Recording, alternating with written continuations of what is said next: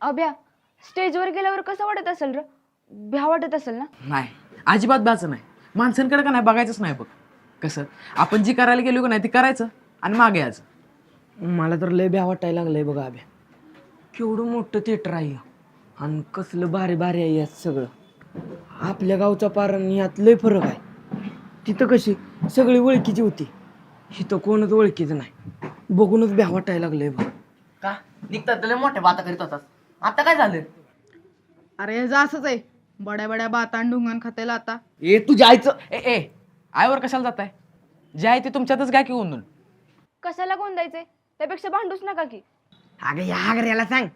मधुकर नीट बोल, लय हानीन बघ. हान बघू हान की. ए मध्या, इथं कशी जीप चालते तुझी? आणि आत्ता म्हणतो तर स्टेजवर जायला भ्या वाटतंय. इथं का नाही, ह्याच्यावर भांडण्यापेक्षा का नाही स्टेजवर गेल्यावर नाटक कसं करायचं ह्याच्याकडे लक्ष दे जरा.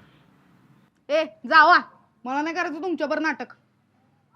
आता बघा कसं करतो ते. ए सागर, तुमची ते भांडणं असतील तिकडं, नाटकाव कशाला राग करतोयस? काढणार मी राग, तू नाही